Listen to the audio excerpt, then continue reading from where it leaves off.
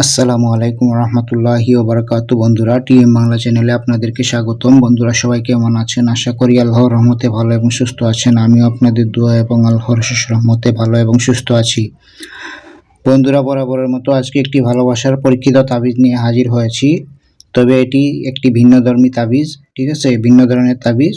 এই তাবিজটি হচ্ছে কি কুফরি তাবিজ, ঠিক আছে? কুফরি, কালো জাদু যাই বলেন, এটি হচ্ছে কি কুফরি তাবিজ। এই তাবিজ দিয়ে আপনার ভালোবাসার মানুষকে আপনার প্রেমে পাগল করতে পারবেন খুব সহজে। এটি যেভাবে বলে দিব নিয়ম, ঠিক সেভাবে আপনি যদি কাজ করেন 100% কাজ হবে। আপনার ভালোবাসার মানুষ যত দূরে থাকুক, যেখানে থাকুক, আপনার প্রেমে পাগল হবে। তবে এটি জায়েজ কাজে ব্যবহার করবেন, না জায়েজ কাজে ব্যবহার করবেন না। এটি আমার কিতাব থেকে দিয়েছি এবং হচ্ছে কি 100% পরীক্ষিত।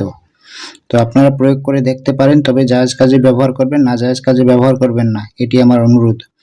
আর এটির ইজাজত আমি সবাইকে দিব না, যারা জায়েজ কাজে ব্যবহার করবে তাদেরকে ইজাজত দিব।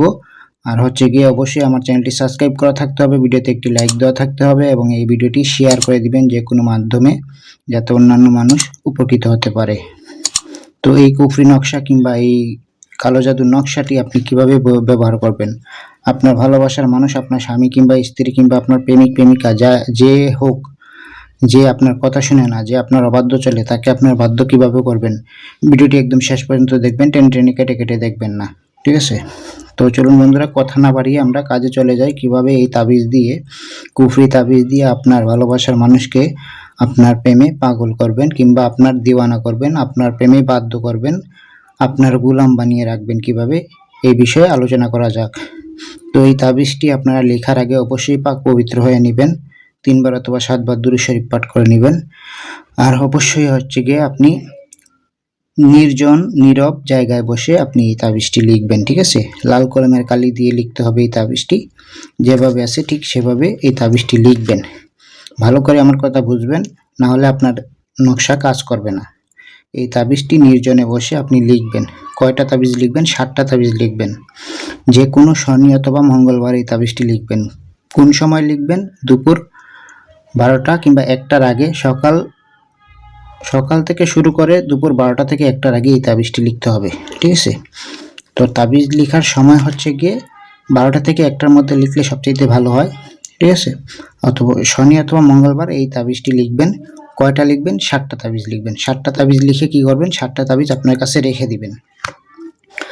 প্রতিদিন একটি করে তাবিজ জ্বালাবেন। প্রতিদিন একটি করে তাবিজ জ্বালাবেন। 7 দিনে 7টা তাবিজ জ্বালাবেন। জ্বালানোর সময় অবশ্যই আপনার ভালোবাসার মানুষের নাম বিনতে তার মা অথবা বাবার নাম বলতে হবে।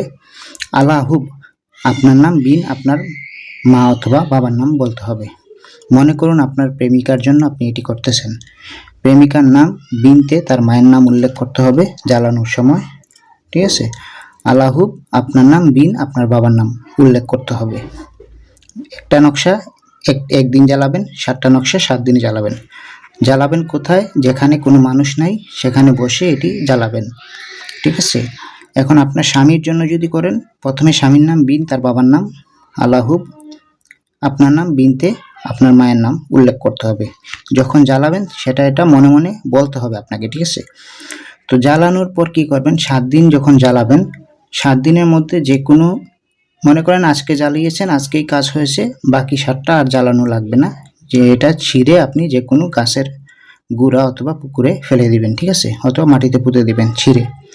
আর যদি একদিন জ্বালিয়েছেন, কাজ হয় নাই, 7 দিনে 7টা জ্বালাবেন, ইনশাল্লাহ 100% কাজ হবে। তো কোনো কিছু যদি বুঝতে কিংবা জানতে অসুবিধা হয়, অবশ্যই আমার স্ক্রিনে দেওয়া নাম্বার 01644 12 17 54 এই নাম্বারে ইমো, হোয়াটসঅ্যাপ আছে, অথবা সরাসরি কল দিয়েও আমার সাথে পরামর্শ করে এই কাজটি করতে পারেন, কিংবা আপনার কোনো ধরনের কাজ থাকলে আমাকে দিয়ে করাতে পারেন। তবে অবশ্যই জায়েজ কাজ হতে হবে, না জায়েজ কোনো কাজ হলে আমাকে কল দিবেন না বা মেসেজ দিবেন না, ঠিক আছে? তো বন্ধুরা, আজকের মতো এ পর্যন্তই। আশা করি আপনারা বুঝতে পেরেছেন। সবাই ভালো থাকবেন, সুস্থ থাকবেন। আসসালামু আলাইকুম ওয়া রাহমাতুল্লাহ।